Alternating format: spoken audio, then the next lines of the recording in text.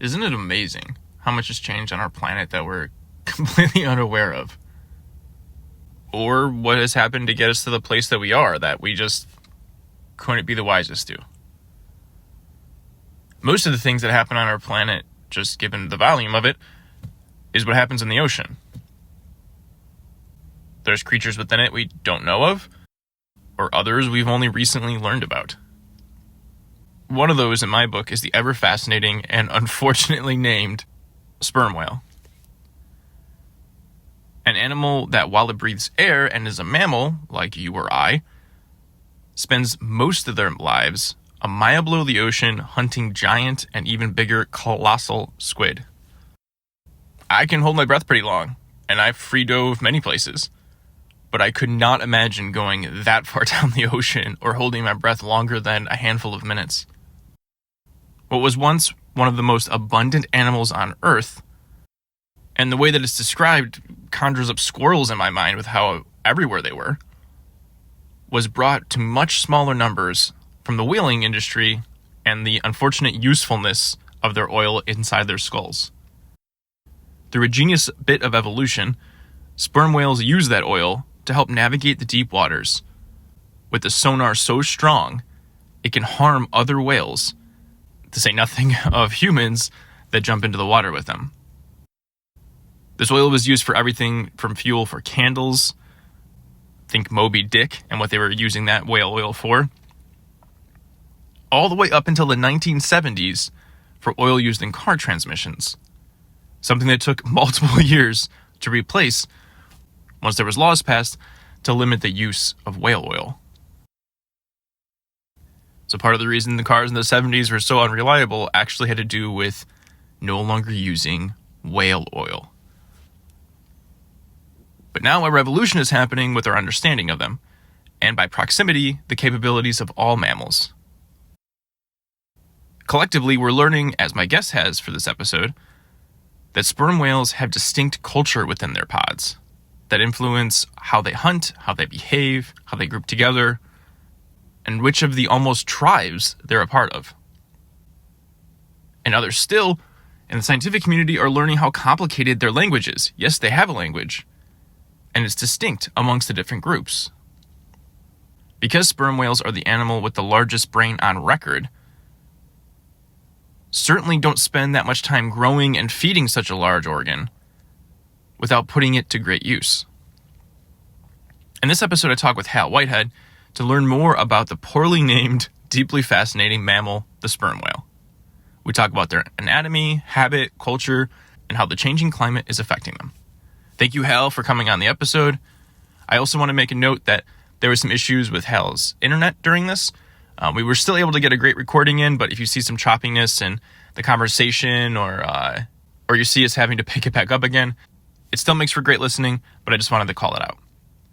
Thank you, everyone, for listening. Wherever this finds you on our big, blue, beautiful planet, I hope you're doing well. Take care.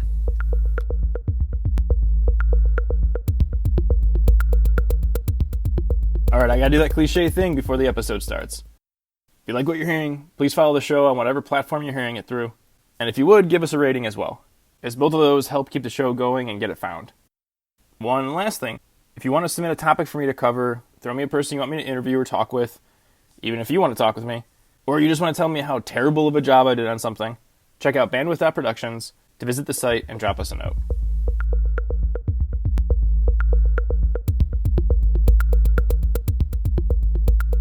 I'm Hal Whitehead, and I study sperm whales, and I've been doing it for quite a long time. Excellent. Yeah, I've recently been boring my wife, but also getting really into sperm whales, so I'm very geeked to talk to you about this. But before we do, the question I like to ask folks when they're first coming on the show is, what do you like to do that makes you happy? I like sailing. I like being on the ocean, feeling the wind pushing me along. And if there's whales around, that's even better. Yeah, I watched your TED Talk, and I really thought it was cool how you sailed to follow the pods and that you were able to do that. I thought that had to be just majestic. Well, I'm very lucky. It's worked out that way. Yes, I can combine what I love doing best with my work and interest. Yeah. Yeah, that's the ideal harmony, I think, right? We all Absolutely. strive for. You're very lucky. Okay, so I was wondering if to first kind of map the territory, if you will.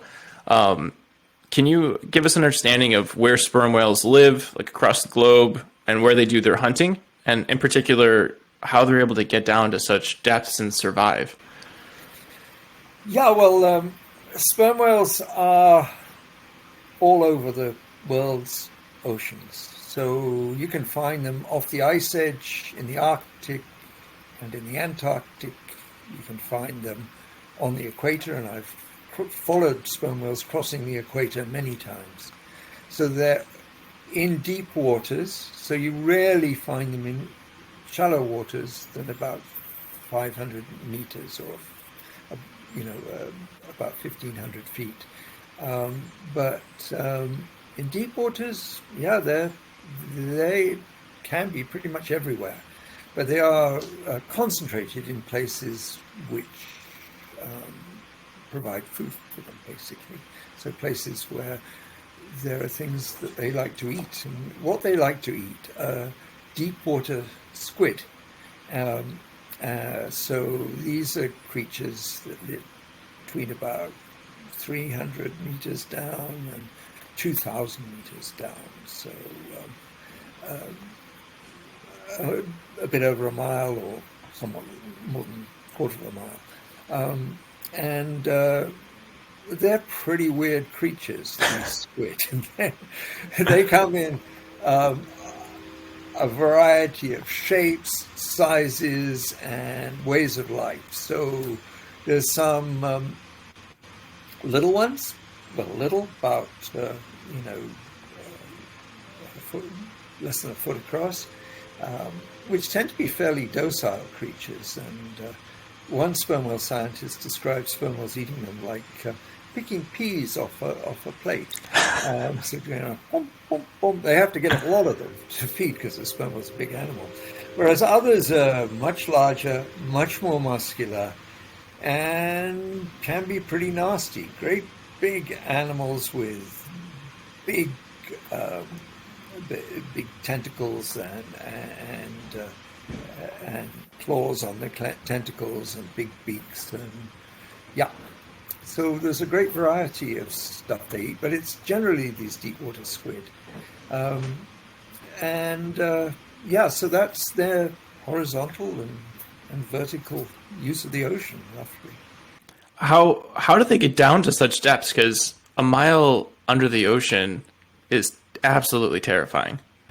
Yeah, it does to us. I mean, there are these extraordinary free divers who can get down to a fraction of that, but these are pretty extraordinary humans, right? But sperm whales and some of their whale colleagues have spent millions of years evolving systems to allow them to dive really deep, because down there are goodies, which are in some ways easier to eat than the things at the surface. So I'm not a specialist at anatomy, but some of the things they have evolved a very blood which is very rich in myoglobin. So it absorbs a lot of oxygen. So they keep oxygen in their blood much longer than we do. They have evolved systems to shut off some of their important, or not quite shut off, but close down some of their more important organs when they're down there. Like they're not breathing down there. They're not. They may relax some parts of their brain function and so on.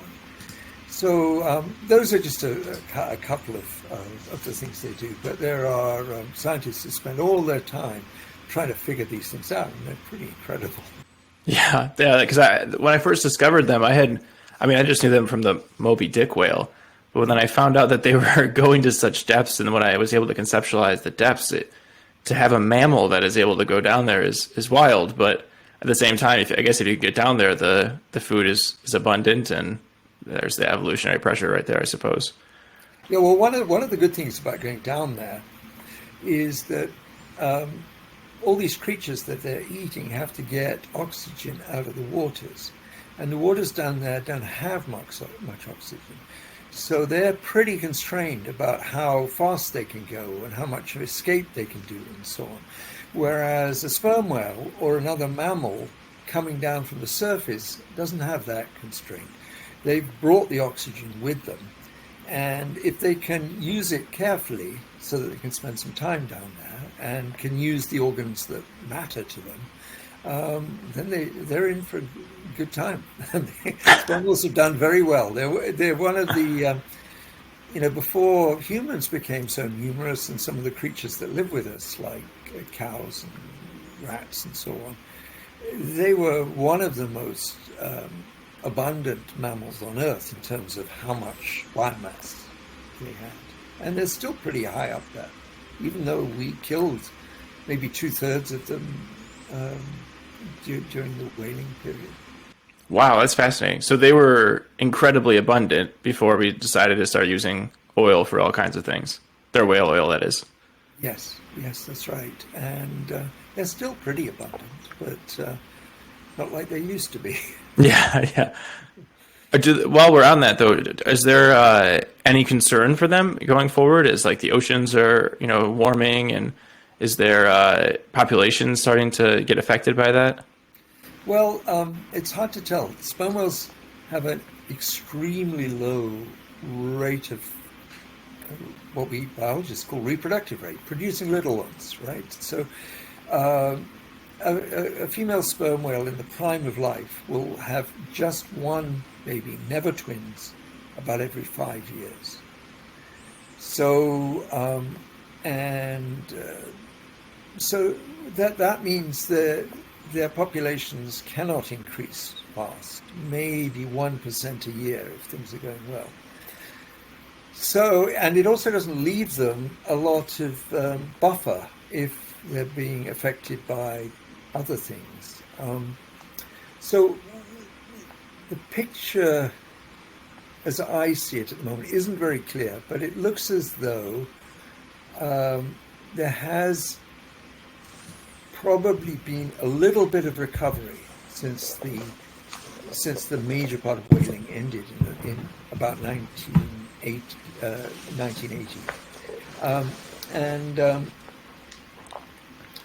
But it's not uniform. There are places where they're probably doing, well, in the sense of increasing at maybe 1% a year or around that. And those are usually deep water areas where humans aren't as obvious. It looks that in the areas where we have a bigger effect, such as the Gulf of Mexico, the Mediterranean, some parts of the Caribbean, the populations are declining because the things we're doing in those areas just tip the balance and lead to a population decline. So there's a lot of concern, yes. But yeah, it's what's interesting about that, though, is that they, the deep water areas where we're not, they're still able to do at least what it seems like okay. How is it that they communicate with each other, and do we know if there's some relation to their brains? Because my understanding is that they're the largest brain of any modern or extinct animal, which also helped my deep dive and interest in them. Yeah. No, I mean, they have these enormous brains. It's very hard to tell what the brains are used for, because even telling how, some animal who we can manipulate uses its brain like a dog or a chicken is quite hard. Or a human. But an animal we cannot keep in captivity, where we have so far pretty much failed to do any kind of controlled experiment. We are falling back on more kinds of, to put it at its bluntest, correlations. So, for instance, sperm whales are extremely social. They're, one of the glories about being out with them is just seeing them loving each other, touching each other, just having a wild old social time. And typically, in many groups of species, the more social creatures have the larger brains. And the thought of that is that the brains are important to keep track of these vital social relationships. You know, who it's good to do X with, who to avoid, you know, all that kind of thing. And related to that a bit is something that particularly interests me, and that's culture. So culture is information that animals, or humans, individuals learn from other individuals, right? And then can pass it on to another one. So it's a form of inheritance outside the genes, so that one creature is like another. So we are, to some extent, like our high school classmates, perhaps in the music we like, or the clothes we wear, or that kind of thing. We're somewhat like our parents, perhaps, in our religion or our political views. And we're like our members of our nation state or our ethnicity in terms of what food we eat and how we feel about democracy and things like that. So these are all cultures, and they're all really important to humans. They're also really important to sperm whales. We know they do a lot of what they do is governed by culture, what they've learned from each other. And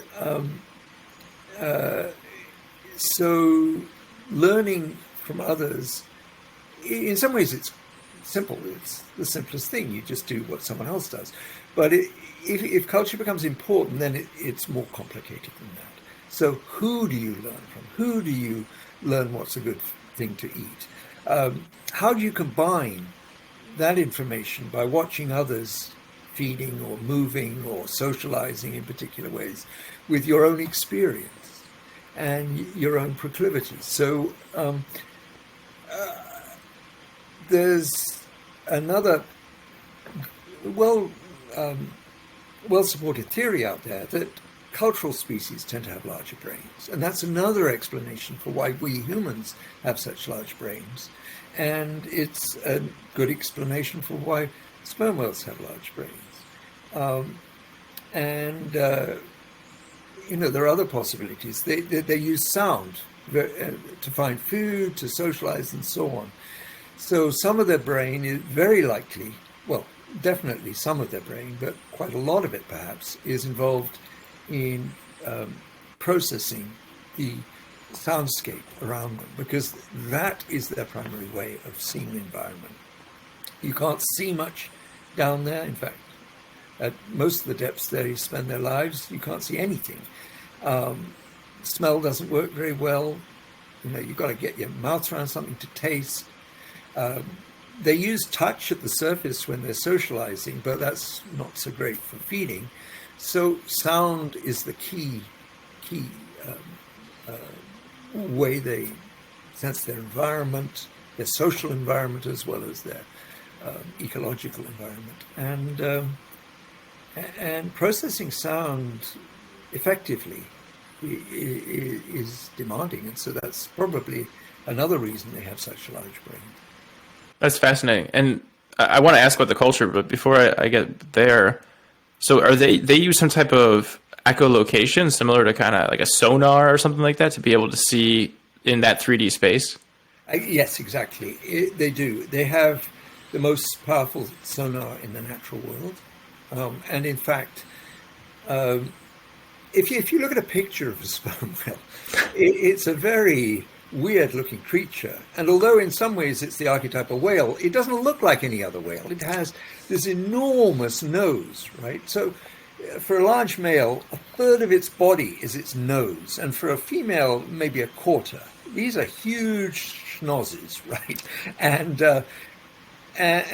for a long time, whalers and scientists said, what the hell is this? And that nose contains the finest grade of oil that humans knew about. So the whalers were pretty interested in this.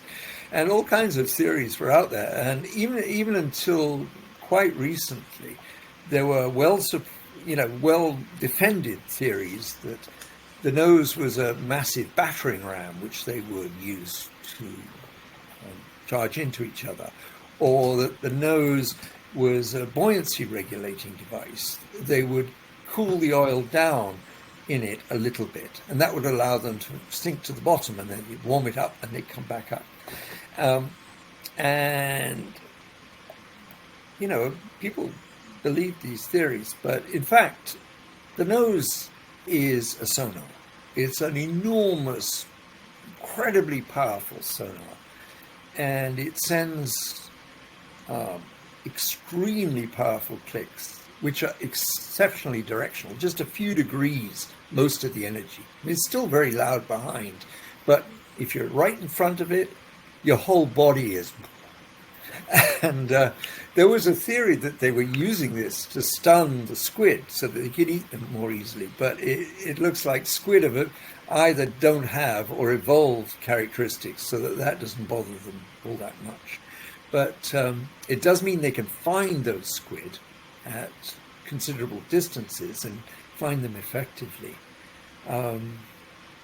But it also leads to other things which I find interesting, because if you have a bunch of sperm whales feeding down there, and they're all making these incredibly powerful sonars, and they really don't want that on their own ears. I mean, they're directed on it. They can hear the echoes, okay, but not the sonar beam. You can think of it like a bunch of hunters with submachine guns in a forest firing away.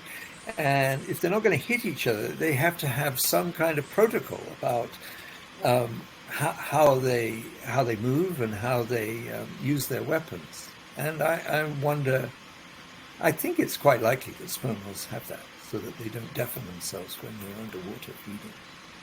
That is so interesting. So their sonar, their clicking, actually does affect the other one. So they don't want to, give like a full echo blast on each other. So there has to be, what you're proposing is there has to be some kind of way they coordinate with each other to make sure that doesn't happen and ensure that they only target it towards areas where they're not.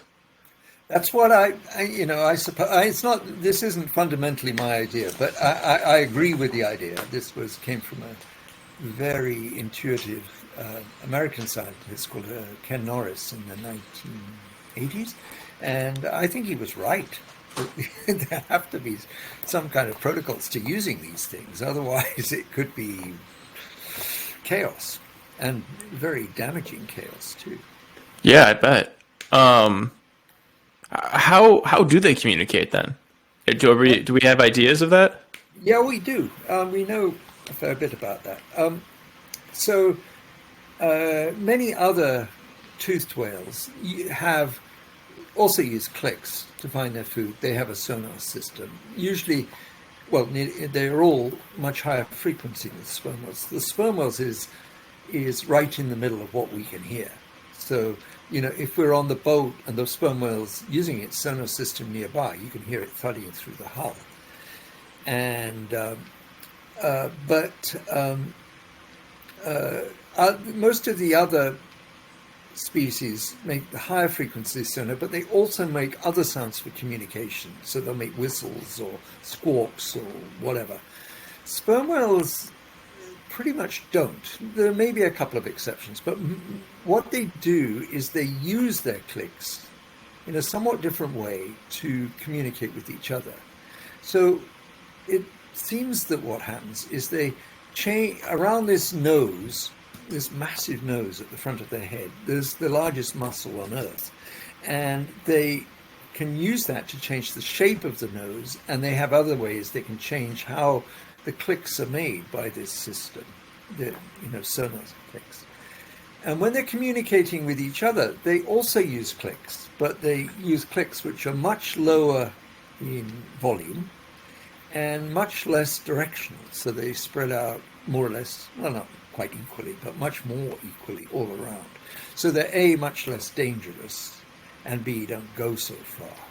And so they make these clicks, and they make them in patterns. So instead of an echolocating sperm whale heading for, trying to find squid, is going click, click, click, click, roughly every second or so. A sperm whale communicating with other sperm whales, usually at the surface, because that's where they do their socializing, or near the surface, is going click, click, click, click, click, or clickety, clickety, click, click, click, click. So patterns or clicks. And for us, this is pretty neat because these patterns are much easier for us humans to get our head around. We can listen to the wonderful squeals and squawks and all the great sounds of killer whales or humpback whales, and it's pretty hard for us to get to focus in on what's going into quantified, which we scientists love to do. But for the sperm whale, the clickety click click clicks, that's easily quantified. That's a very simple rhythm. Well, very simple. It's a rhythm of maybe 5-8 clicks, and we can put that into our computers very easily, and we can do some of the same analyses we do on, say, music, and start to get interesting, at least at first, hypotheses, and they're mostly hypotheses at the moment, about how they communicate with each other. And we've gradually learned quite a bit about this, and it's pretty fascinating. Yeah. That is. What have you been able to hypothesize based off of this type of music as a heuristic analysis?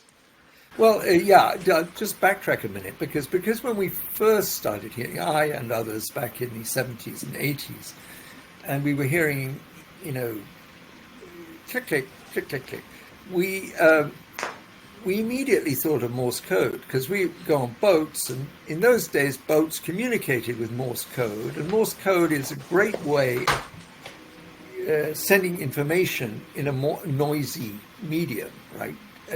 So when you couldn't do good radio because of there was too much background, you do it in Morse code, and people would get the message. So, and different patterns were A, B, C, D, and so we could send whole messages, and we did through Morse code. So that was our initial thought. Oh, they're sending little, information, messages to each other. That didn't actually fit as we got more information. And what it more seemed was that the music analogy, which you referred to, is a better one than the language analogy. And that you would hear, say you had two whales, and one's going clickety click click click, and the other goes click click click click, clickety click click click, click click click click, and then they put them together, right? The two whales make their codas right. I can't do it, but they're putting them right on top of each other. So it's more like a duet, as birds will sing, or in human songs where you have two individuals who sing it, and then they start singing together. And so it seems a lot of this is about bonding. We know that the female sperm whales, who do most of this communicating, not only live very social lives, but they need those very social lives. So they raise their young together. They suckle each other's babies. They babysit them as they go down for a deep dive to find squid, and they're down for 45 minutes. Well, the baby can't go down for that long. It can actually dive quite well for a shorter time, but it can't stay down with mom. So it's left at the surface. But the sperm whales are in a what we call a social unit, which is almost a family unit, with other relatives, aunts, and older sisters, and even brothers who aren't too old. And these will babysit. They'll be by the calf while mom's diving. And then if they get attacked by killer whales, who are the main threat in the ocean, before we came along, then once again, they will defend themselves communally. They will form a very tight group, and if there's a baby, usually put it in the middle, and try and keep the killer whales away. So, and then they're moving over thousands of kilometers together, so they have to make communal decisions. Well, where do we go now? How long do we stay here? Do we socialize now or feed now? You know, there are a lot of communal decisions they have to make, and so their society is really important to them, and the bonds with the other members of their social unit are really important to them, and the social units will form bigger groups. So social units have other social units whom they like and they spend time with, and again, the bonds across the social units are important. So it looks as though much of this this communication is about reinforcing the bonds. That is very interesting. Yeah. So they are highly social, highly connected, and they speak in a way of almost a duet amongst each other. That's quite elegant and beautiful. What have you been able to derive about their culture and differences in the different groups? I know in your TED Talk you mentioned I think one has like a click in front of it or behind it, and the other one doesn't, and that might relate to different strategies of where they dive and what they dive for. But what have you been able to derive of their culture? Well, the big and rather unexpected discovery that my colleague Luke Rendell and I made in 2001 was that we'd been following the sperm whales off the Galapagos Islands in Ecuador, and we found more or less what I've just been telling you, that there were these social units who, were who looked after their babies collectively, who moved collectively, and so on.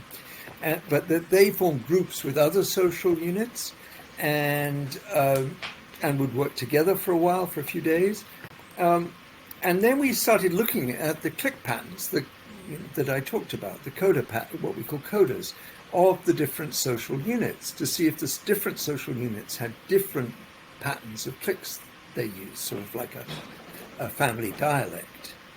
And what we found was that we could divide the social units we knew from the Galapagos into two bunches, one of which tended to make click patterns like click, click, click, click, or click, click, click. So fairly evenly spaced clicks. The other set of social units, this whole other bunch of whales, tended to go click, click, click. Sorry, I'll do that again. Click, click, click, click, click, or click, click, click, click. So they put a pause before the last click.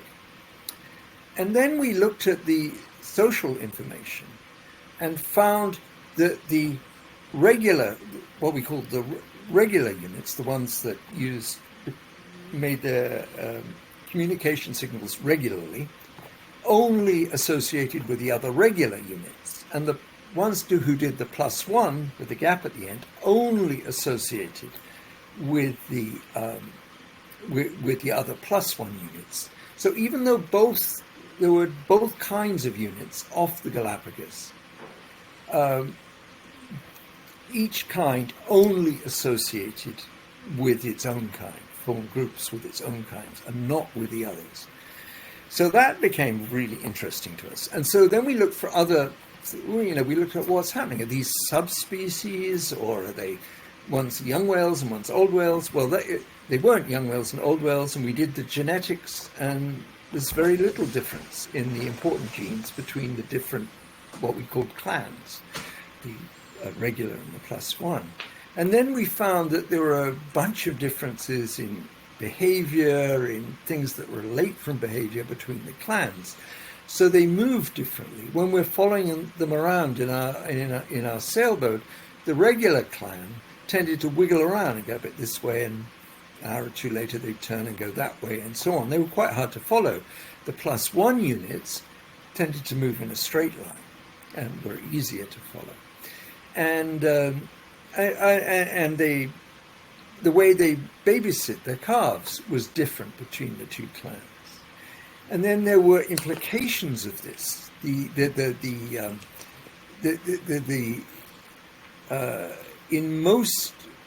In years when things are fairly productive off the Galapagos and there are quite a lot of squid around, the regular clan, the clicks, do better. They eat more. We tell that by looking at their shit rates, right? More brown patches. On the basis, more coming out, more must have been coming in, because we can't watch them feeding at depth. Did better than the +1. But then when El Nino strikes and the waters off the Galapagos become very warm and unproductive, and it's bad for pretty much everything in the ocean, it's switched. And the +1s do better. And then overall, the +1s had more babies. So they seem to be more successful at producing babies. And because there's no genetic... One more question. So, okay, good. Yeah, I appreciate it. Thank you for bearing with all the technical issues. Okay, so last question is broad, and maybe you've already covered it, but what interests you most about sperm whales in all of your years studying them? Well, in all the years I've been studying them, we have learned a bit about sperm whales, but I still have very little idea of what they're actually about. So they're a huge mystery, and they're a huge mystery in two main parts. One is what they do down there, how they get their food, how they behave, how they eat it, and all that. And there are some other scientists who are attaching fancy suction cup tags to the whales who are getting information on that. And good for them, because we are beginning to learn a bit about that. And the other part is their social lives at the surface. And we are beginning to get a little bit of information about that, but there's so much more. So when I'm out there with whales, I look around and I watch them. And a lot of the time I say, God, I have no idea what's going on here. And I probably will never in my lifetime, but maybe people of your generation will figure it out. And that would be great. I like that. There's still so much yet to be discovered about them. Hopefully, that would be wonderful. I couldn't imagine what it'd be like to be out there with them, or hear or feel the clicking that they do. They seem like fascinating animals. The only grudge I have them is I think they need a cooler name. Yeah, I'd agree with that. Yes. Well, thank you very much for your time. I really appreciate it. I'll pause the recording to wrap with you, but I really appreciate your time. This has been awesome, and it's only sparking further intrigue into them for me. So I appreciate that.